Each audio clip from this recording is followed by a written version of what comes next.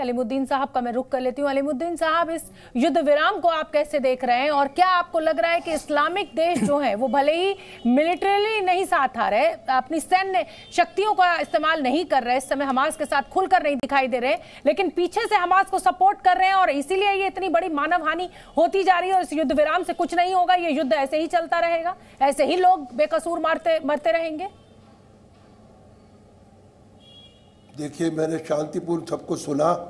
ऐसा लगता है हिंदुस्तान जो हमारा शांति का, अमन का गहवारा था, हम उसके हट रहे हैं। जितने मुझसे पहले प्रवक्ता बोले उन्होंने सब ने इस्राइल की तारीफ की और जितने भी हमारे टीवी चैनल वाले जा रहे हैं और जितने भी नुमाइंदे जा रहे हैं इस्राइल, वो इस्राइल के बुलावे पे जा रहे हैं, ना कि वो हमास के या फलस्तीन के। इसलिए जितने भी आपके नुमाइंदे आते हैं और जाते हैं वो हमास को और फलस्तीन को नीचे दिखाने की कोशिश करते हैं। ऐसा कुछ और नहीं है आज के दौर में फिलिस्तीन के लोगों के साथ पूरी दुनिया खड़ी है। नहीं सुनिए, हाँ। नहीं आप लोग तो नहीं खड़े ना। अरे आपका टीवी चैनल नहीं खड़ा, आपके जो प्रवक्ता बोल रहे हैं तो हम क्या आतंकवादियों के साथ खड़े हो जाएं? अरे आप 15,000 क्या लश्कर तैयबा के साथ? अलीमुद्दीन साहब, आप क्या लश्कर तैयबा के साथ खड़े हुए हैं? एक नहीं करा आपने। आप क्या हिजबुल मुजाहिदीन के साथ खड़े हुए हैं? अरे आप बात कीजिए, फलस्तीन की बात कीजिए। आप सबको आतंकवादी कह देते हैं, ये बड़े दुख की बात होती है, बड़े अफसोस की बात होती है। आरती टिकू सुन लेते हैं, आरती टिकू एक एक कर बोलिए ताकि सब लोग एक दूसरे को सुन सकें। आपको सुने ना मैंने आपको सुना ना, बोलिए आपको सुना, आपने हस्तक्षेप नहीं किया मैंने, आप मुझे भी सुनने की क्षमता रखी है। मेरे कहने का मकसद ये है, वहाँ जो लड़ाई है आजादी की लड़ाई है, उग्रवाद नहीं है, दहशतगर्दी नहीं है, इस्लामी दहशतगर्दी नहीं है। आप बार बार नाम लेते हैं इस्लामी दहशतगर्दी, इस्लामी उग्रवाद, आतंकवाद, इसको खत्म कीजिए। ये मुल्क की लड़ाई है, अपने वतन को बचाने के लिए लड़ाई ना कि वो आतंकवाद फैला रहे हैं बार बार। आप इस बात को खत्म कीजिए और आप उसमें देखिए कि आज कतर ने जो रोल अदा किया है, जो रूस ने रोल अदा किया है, जो चाइना ने रोल अदा किया है, जो अरब ममालिक ने किया है, उसकी उस तरफ भी देखिए आप। अब ये जंगबंदी ऐसे नहीं हो गई है कि इस्राइल मान गया 4 दिन के युद्ध के लिए, इस पर पूरी दुनिया का, अक़वाम मुत्तहिदा का, यूएनए का प्रेशर पड़ा है, तब जाकर ये जंगबंदी के ये आसार हुए। ठीक है अलीमुद्दीन साहब, कितने लोग मार दिए गए, की लड़ाई की आप कितने हॉस्पिटल तबाह कर दिए गए। अलीमुद्दीन साहब, ये जिस आजादी की लड़ाई का आप जिक्र कर रहे हैं, क्या आजादी की लड़ाई बम, गोले और रॉकेटों से और महिलाओं के को नंगा करने से, उनकी बारबारिक हत्या करने से, रेप करने से क्या ऐसे पूरी होती है? क्या ये आजादी की लड़ाई है? जो तस्वीरें 7 अक्टूबर को दुनिया ने देखी, क्या वो आजादी की लड़ाई किसी भी एंगल से आपको दिख रही है? हमारे मासूम बच्चों को, सुनिए यादव जी, सुनिए साहिबा, आपने देखा कि इस्राइल ने कितनी बर्बरियत का नंगा नाच नाचा, छोटे छोटे बच्चों को नोच कर फेंक दिया, उनको मार दिया, उनके हाथ काट दिए। वो आपको नजर नहीं आता। आपको जो है ये नजर आता है कि फलस्तीनी जो है वहाँ इज्जत लूट रहे हैं, आबरू लूट रहे हैं। एक भी वाकया बता दीजिए, कोई उदाहरण दे दीजिए आप। अरे खूब वीडियो वायरल हुए हैं सर, वीडियो खूब वायरल हुए, ये कोई उदाहरण देने की जरूरत नहीं है। अरे देखिए ना, बहुत वीडियो वायरल हुए। असगर खान साहब का मैं रुख कर लेती हूँ। ठीक है अलीमुद्दीन साहब, मैंने आपको सुन लिया है।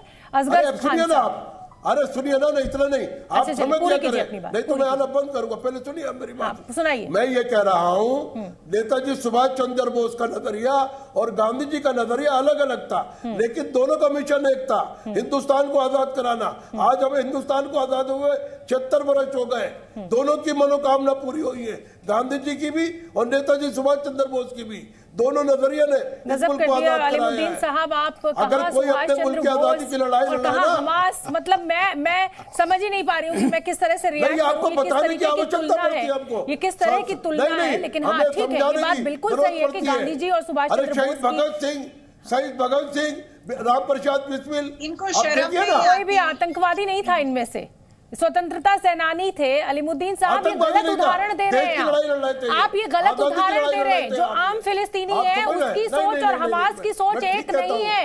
आम फिलिस्तीनी शांति के साथ, हक के साथ रहना चाहता है और इजराइल उसको अलाउ करता है। इजराइल 2 नेशन थ्योरी में बिलीव करता है।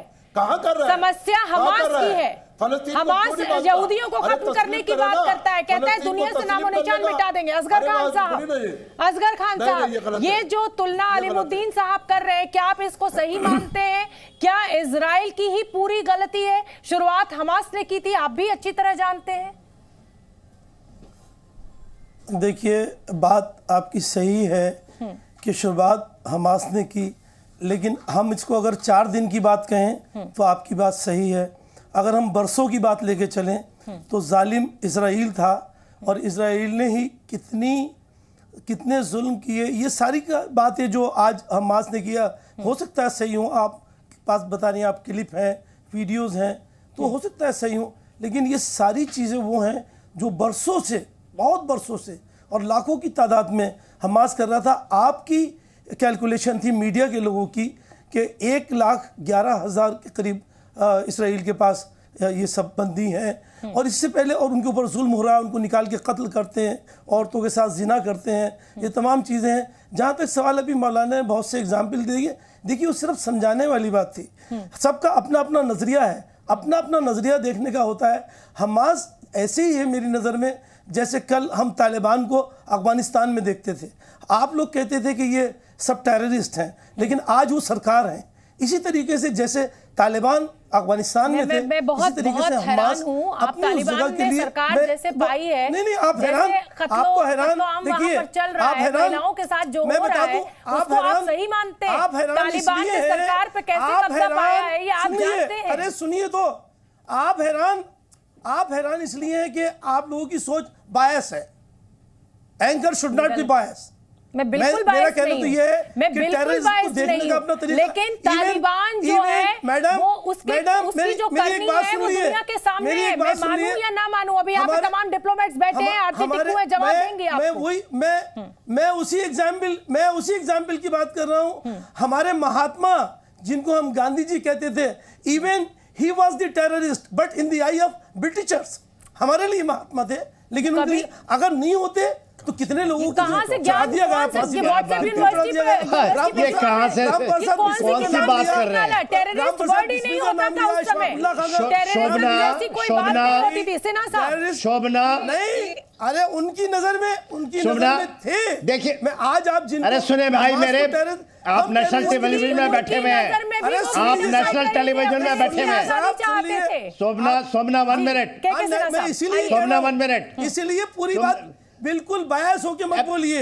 जो अरे खान साहब सुन लीजिए, खान साहब, इसके फेवर में, खान साहब, आतंकवादियों का सपोर्ट यदि आप फेवर में होना चाहिए, नेशनल टेलीविजन के ऊपर बैठ करके करेंगे और गांधी जी को टेररिस्ट बोलेंगे, हिंदुस्तान को पहल करनी चाहिए। ये आपकी सोच है, आपकी सोच है।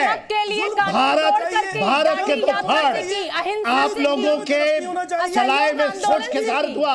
2 nation theory, 2 nation theory was wrong. 2 nation theory in Indian context was wrong. वो आप लोगों की सोच के कारण ये चला, और ये आज किस के फेवर में होना चाहिए। आप गांधी को टेररिस्ट बोलते हैं, अपोज कर रहे हैं। आपका तर्क क्या है?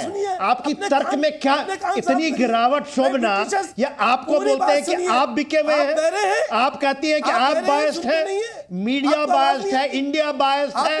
ये साहब, ये लोग जो कि टेररिस्ट के साथ खड़े होते हैं, ये सही है।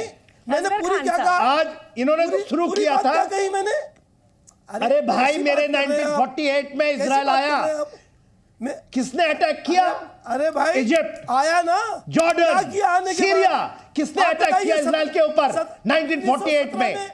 1948 में 2 नेशन थ्योरी के तहत क्या हैसियत थी इजराइल? अरे आप 17 की क्या बात करते हैं? 1917 में क्या 1948 में 1948 में जब इजराइल फिलिस्तीन आए, और ये यूएन के रेजोल्यूशन के अनुसार जैसे जैसे हुआ, किसने अटैक किया? जो उनको मुस्लिम ब्रदरहुड ऑफ इजिप्ट, जिसने गाजा पट्टी को कैप्चर कर लिया और उसको 67 तक रखा।